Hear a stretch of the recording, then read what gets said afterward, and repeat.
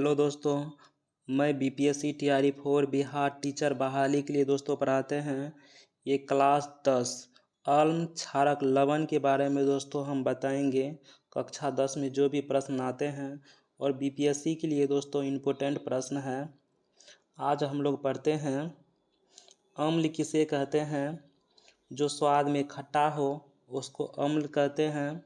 जो नीले लिटमस पत्र को लाल कर देता है उसको अम्ल कहते हैं। ये पूछा जा सकता है, इनको याद रखिएगा। इसमें दोस्तों एक एक प्रश्न बहुत इम्पोर्टेंट प्रश्न है। क्षारक जो स्वाद में कड़वा हो तथा जो लाल लिटमस पत्र को नीला कर देता है, इस बात को याद रखिएगा। अगर कोई लिटमस पत्र लाल है तो उसको नीला कर देगा कौन? क्षारक। नेक्स्ट प्रश्न है लवण जो स्वाद में नमकीन हो और दोस्तों लवण का लिटमस पत्र पर कोई प्रभाव नहीं पड़ता है। इस बात को याद रखिए, इसको दोस्तों नहीं पढ़िएगा। नेक्स्ट प्रश्न है प्राकृतिक सूचक के नाम है लिटमस पत्र, हल्दी, मेथिल ऑरेंज, फिनोल्फथेलिन।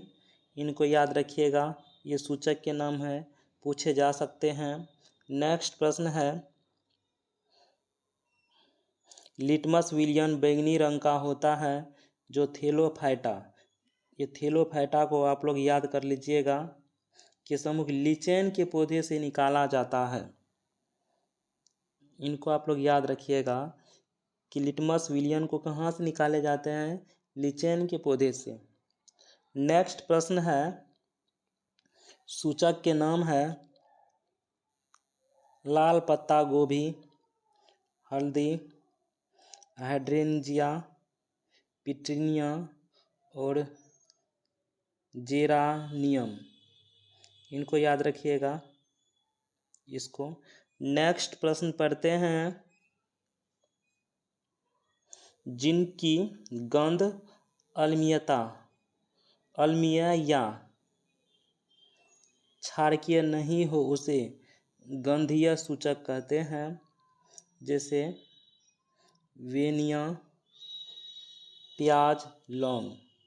पढ़ते हैं फिर से।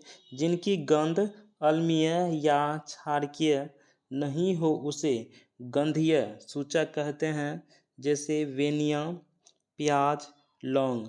नेक्स्ट प्रश्न पढ़ते हैं अम्ल और धातु जब अभिक्रिया करते हैं तो लवण और हाइड्रोजन गैस प्राप्त होते हैं।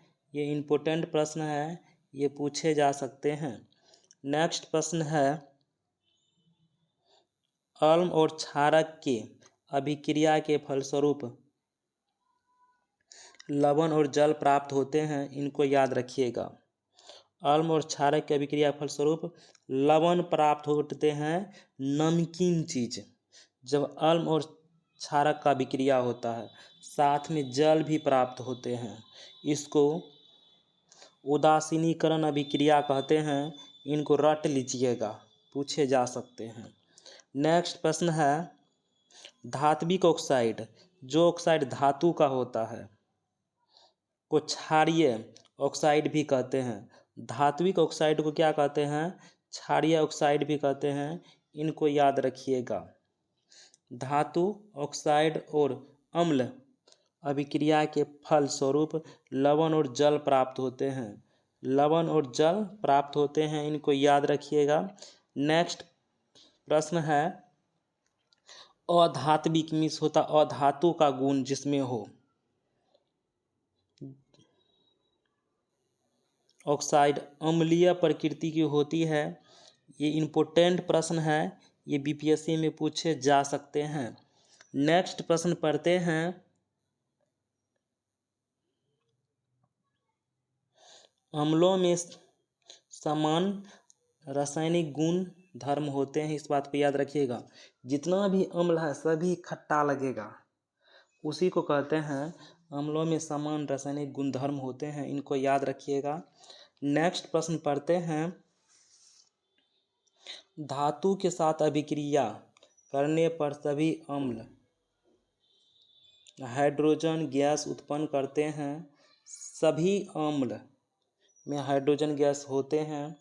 नेक्स्ट प्रश्न पढ़ते हैं, अम्लीय विलयन में विद्युत धारा का प्रवाह अम्ल में उपस्थित हाइड्रोजन आयन से होते हैं। जैसे यहाँ आप लिखे हैं HCl यानी कि हाइड्रोक्लोरिक अम्ल। तो HCl में पहला जो H वाला होगा हाइड्रोजन, उसमें धनात्मक पावर होता है, इसे याद रखिएगा, इसमें धनात्मक होता है। उसके बाद जो भी अम्ल में होता है उसमें ऋणात्मक होता है। इस बात को आप लोग याद रखिएगा। नेक्स्ट प्रश्न पढ़ते हैं, क्षारक जल में हाइड्रो ऑक्साइड। देखिए क्षारक जल में हाइड्रो ऑक्साइड, यहाँ पे दोस्तों माइनस है, आयन उत्पन्न करते हैं। जल में घुलनशील क्षारक को क्षार कहते हैं, इस बात को याद रखिएगा। नेक्स्ट प्रश्न है, सोडियम हाइड्रोजन कार्बोनेट भी एंटासिड का एक घटक है। एंटासिड के बारे में दोस्तों आप लोग जानते होंगे, जब मानव शरीर का पेट दर्द करते हैं तो हम लोग एंटासिड दवाई का या टेबलेट का उपयोग करते हैं, ताकि पेट में जो अम्ल की अधिकता हुआ है, हाइड्रोक्लोरिक अम्ल की अधिकता जो हुआ है दोस्तों पेट में, उसको दोस्तों उदासीनीकरण का काम करते हैं और पेट का दर्द आराम हो जाते हैं। नेक्स्ट प्रश्न पढ़ते हैं, जल में घुलनशील क्षारक और लवण के घुलने की प्रक्रिया अत्यंत क्या होते हैं, ऊष्माक्षेपी होता है, उससे ऊष्मा निकलते हैं, ऊष्मा का उत्सर्जन होता है। किसमें, जल में घुलनशील क्षारक और अम्ल के घुलने की प्रक्रिया। तो इसलिए दोस्तों जब अम्ल और क्षारक को लैब में किसी भी बर्तन में जब उसको घुलाया जाते हैं, उसको बोलता है कि धीरे धीरे घोलने के लिए, ताकि ये गर्म होकर कोई भी लैब का बर्तन जो होता है शीशा वाला वो फूट ना जाए, इसलिए। तो दोस्तों इन सबको याद रखिएगा आप लोग ना। जैसे क्षारक और लवण के घुलने की प्रकृति क्या होती है, ऊष्माक्षेपी होता है, उससे ऊष्मा का उत्सर्जन होता है, ये गर्म हो जाएगा। नेक्स्ट प्रश्न पढ़ते हैं, लवण एक सूत्र इकाई में जल के निश्चित अणुओं की संख्या को क्रिस्टलीय, जिसको कहते हैं क्रिस्टलन का जल कहते हैं। नेक्स्ट प्रश्न पढ़ते हैं, अधिकांश अधातुएं ऑक्साइड जल में घुलकर अम्ल बनाती है। तो इस बात को याद रखिएगा, अधिकांश जो है अधातु अम्ल बनाते हैं, अधिकांश ज़्यादातर, और धातुएं क्षारीय ऑक्साइड प्रदान करती है, अर्थात वह क्षारक होगा।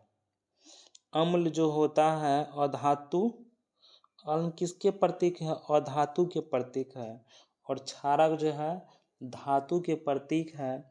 ऐसे करके आप लोग याद रख सकते हैं। नेक्स्ट प्रश्न है, धातु और ऑक्सीजन की अभिक्रिया करके धातु ऑक्साइड बनते हैं, इस बात को याद रखिएगा आप लोग। नेक्स्ट प्रश्न है, एल्युमिनियम ऑक्साइड और जिंक ऑक्साइड अम्लीय तथा क्षारीय दोनों प्रकृति की हो सकती है, तो इनको आप लोग याद कर लीजिएगा। दोस्तों आप जहाँ पर प्रश्न नहीं समझे हैं, वीडियो को दोबारा देख लीजिएगा, वीडियो समझ में आ जाएगा। एक बार दो बार वीडियो को देखिएगा तो दोस्तों वीडियो आपको समझ में आ जाएगा। दोस्तों वीडियो को करते हैं अब ख़त्म।